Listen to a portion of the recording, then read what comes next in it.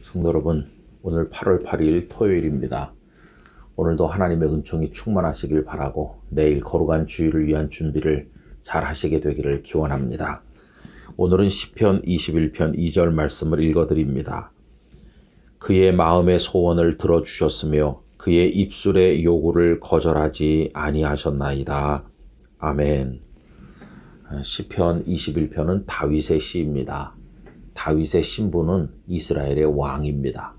왕 그러면 최고를 말합니다. 가장 높고 가장 강한 존재, 가장 많은 것을 가진 존재, 무엇이든지 할 수 있는 존재, 이게 왕이라는 단어 속에 포함되어 있는 것이죠. 자, 그러다 보니까 왕이 되는 사람들은 거의 대부분이 교만하고 안하무인이며 자신이 원하는 것을 마음대로 하려고 나서게 됩니다. 이게 왕들의 치명적인 약점이죠. 자, 그런데 이런 점에 있어서 다윗은 대단히 훌륭하였습니다. 그것은 다윗은 자기 자신을 최고라고 여기지 않는다는 것입니다. 다윗은 비록 자신이 왕이지만 자기 위에 하나님이란 진정한 왕이 계시다는 사실을 그는 늘 잊은 적이 없어요. 이게 다윗의 정말로 훌륭한 점이라는 것을 우리가 생각하게 됩니다. 여러분, 다윗이 이런 생각을 가지게 된 것은 무엇 때문일까요? 그것은 아무리 생각을 해봐도 자신이 왕이 된 것은 하나님의 은혜임을 그가 알았기 때문입니다. 여러분, 그는 본래 베들레헴에 살던 이새라는 사람의 8명의 아들들 가운데 막내입니다. 막내, 서름도 많이 당했죠. 그리고 그는 아버지의 양떼를 나누어 받아서 그저 베들레헴 들판을 누비면서 하루 종일 양틈에 자던 목동에 불과해요. 그 짐승의 냄새가 진동하는 보잘것없는 소년이었습니다. 그가 왕이 될 꿈을 꾸거나 생각을 해본 적이 단 한 번도 없습니다. 그런데 어느 날 하나님께서 그를 이스라엘의 왕이 될 사람으로 발탁하신 것이죠. 사무엘 선지자를 보내 그의 머리에 기름을 붓고 이스라엘의 왕이 될 사람이라는 것을 알려주셨을 뿐만 아니라 그로 하여금 골리앗을 이기게 하시고 이스라엘 백성들 앞에 떠오르는 태양처럼 등장하게 하셨어요. 그리고는 혁혁한 공을 세워서 그 이름이 천하에 떨치도록 하시더니 나중에 사울 왕이 그를 시기하여 자객을 보내고 죽이려고 수년 동안을 추격했음에도 사울의 칼날에서부터 다윗을 건져 지키신 분이 하나님이시고 때가 되었을 때 사울이 블레셋과의 전쟁에서 죽은 이후 그가 이스라엘의 왕이 되도록 그 배후에서 모든 일을 이끄신 분은 하나님이셨어요. 그래서 그는 자신이 가진 왕으로서의 부귀 영화를 기뻐한 것이 아니라 자신의 인생을 이끌어 가시는 하나님을 기뻐하는 마음을 가졌는데 그게 바로 다윗의 믿음이었습니다. 그래서 시편 21편 1절에 하나님을 기뻐하는 그의 마음이 잘 고백되고 있습니다. 여호와여, 왕이 주의 힘으로 말미암아 기뻐하며 주의 구원으로 말미암아 크게 즐거워하리이다 라고 얘기하고 있어요. 하나님 때문에 나 좋아요. 하나님의 구원하심 때문에 즐거워합니다. 이렇게 말해요.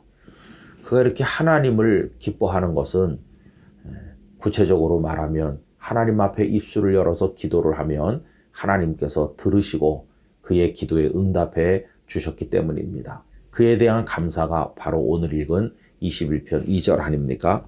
다시 한번 읽어보면 그의 마음의 소원을 들어주셨으며 그의 입술의 요구를 거절하지 아니하셨나이다.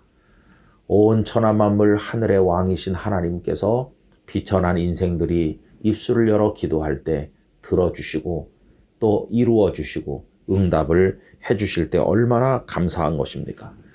앞에서도 언급한 것처럼 다윗은 전쟁의 사람으로 살고 사울 왕에게 쫓기는 등의 생명의 위기를 수도 없이 넘긴 사람인데 그때마다 그는 하나님 앞에 입을 열어 부르짖어 기도하곤 하였습니다. 그러면 하나님은 들어주셨습니다. 그의 입술의 요구를 거절하시지 않으셨습니다. 그래서 그를 살게 하신 것입니다. 그래서 그는 그런 하나님을 기뻐하고 구원에 대해서 즐거워하고 감사하는 마음을 가지게 되었던 것입니다. 21편 4절에도 이런 고백을 하고 있어요. 그가 생명을 구하매 주께서 그에게 주셨으니 곧 영원한 장수로 소이다. 아멘. 여러분, 우리도 하나님을 기뻐하는 사람이 되기를 원합니다. 아버지가 좋으세요? 아버지 손에 들린 선물이 좋으세요? 이렇게 물어보면 처음엔 다 아버지 손에 들린 선물을 좋아하죠. 그러나 나중에 철이 들면 아버지가 좋구나 하는 걸 깨닫게 되는 겁니다. 부부지간도 비슷한 점이 있어요. 전혀 모르던 청춘 남녀가 만나서 선을 본다든지 교제를 시작할 때는 그렇게 해서는 안 된다는 걸 알지만 사람이기 때문에 상대방의 조건을 따지는 거죠. 어떤 집안인가, 공부는 얼마나 했나, 성격은 어떤가, 뭐 나를 사랑하나 등등 이런저런 거 많이 따지지 않습니까? 좀 불편하지만 이 현실 속에 있는 것들이죠. 자, 그래서 이제 두 사람이 살게 되면 10년, 20년, 30년 쭉 살면서 같이 머리에 흰 서리가 내리기까지 살다 보면 나중에는 그 조건 따윈 다 사라지는 거예요. 시집 올 때 이 사람이 이랬었지, 장가 올 때 저 사람이 저랬었지, 이런 조건 따윈 다 이미 녹아서 없어졌고 수십 년을 어려운 인생길을 같이 걸어가는 동안에 사랑과 신뢰가 깊어져서 나중에는 눈빛만 봐도 알 수 있는 사람이 되고 세상에 75억의 인구가 살지만 내게 가장 소중한 사람은 바로 이 사람이다. 이렇게 사랑하게 되는 거예요. 조건을 넘어서서 그가 내게 뭔가를 줄 수 있기 때문이 아니라 그냥 그 존재 자체가 기쁨이 되는 거 아니겠어요? 여러분, 우리가 하나님을 기뻐한다고 하는 것은 바로 그러한 차원의 이야기임을 깨닫게 되는 것입니다. 여러분, 성도님들에게 하나님은 어떤 존재이십니까? 무엇을 주기 때문에 좋은 분이십니까? 이제 나중에는 그저 하나님하고 부르기만 해도 그 하나님의 존재로 인하여 기쁘고 즐거운 자리에 우리 모두가 나가게 되기를 간절히 원합니다. 12세기의 끌레로보의 버나드에게서 유래한 찬송가 85장 1절 가사가 생각이 납니다. 구주를 생각만 해도 이렇게 좋거든 주 얼굴 배울 때에야 얼마나 좋으랴. 구주를 생각만 해도 이렇게 좋다고. 주님, 그렇게 생각만 해도 주님이 우리에게 뭘 주시기 때문이 아니라 그냥 주님이란 분이 계시다는 것 때문만이라도 너무너무 좋다는 거예요.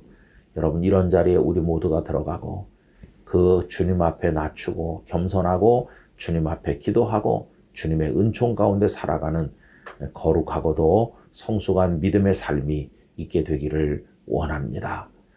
존귀하신 아버지 하나님, 아버지께서는 저희의 기쁨이십니다. 아버지께서는 저희의 즐거움이 되십니다. 아버지는 저희의 모든 것입니다. 저희가 부르짖을 때 귀를 기울이시며 입술의 요구를 거절치 않으시고 은혜를 베푸시는 주님이십니다.